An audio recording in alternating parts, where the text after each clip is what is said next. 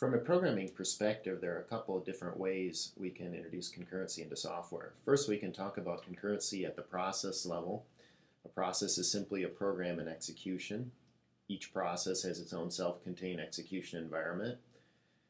And multiple processes running concurrently on a single machine will communicate via inter-process communication mechanisms, or IPC, and these are typically provided by the operating system. But we can also achieve concurrency within the context of a single process by using a construct known as a thread, or lightweight processes. In general, every processing running on your machine has one or more threads of execution that are associated with it. And introducing concurrency using threads is much more efficient than using multiple processes. However, doing multi-threaded programming also introduces some interesting challenges. So let's take a look at the basics of multi-threaded programming in Java.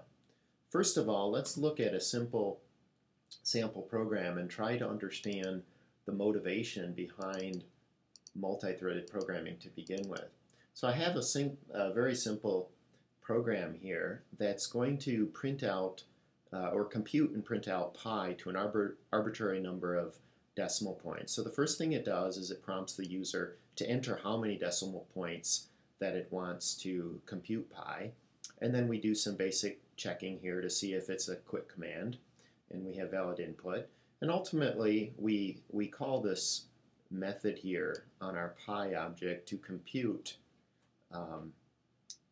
pi out to that many digits. And we'll just take a quick peek at this. We're using some of the built-in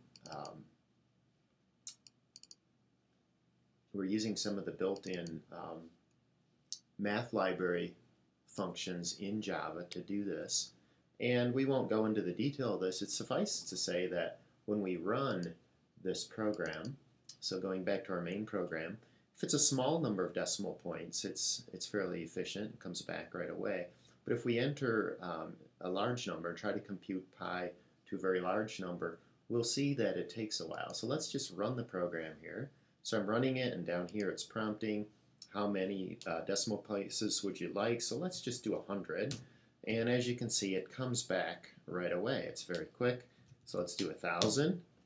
Okay, and again here it comes back fairly quick. So let's do 10,000. Okay, there it took a little bit longer. Let's try 20,000. Oh, okay. This is taking a while. I can't do anything at the command line when that's happening. So if I did 30,000, you'll see now I'm sitting here trying to hit the command line, but nothing's happening. Okay, so the user might think, there it is. The user might think that the program is locked up. So let's take a look at how we might take this computation here that takes a long time, and we'll put it and have it done by another thread. We'll create another thread and have it do the computation. In the meantime, our original thread here will still be sitting on the command line loop accepting input. So let's take a look at how this might be done.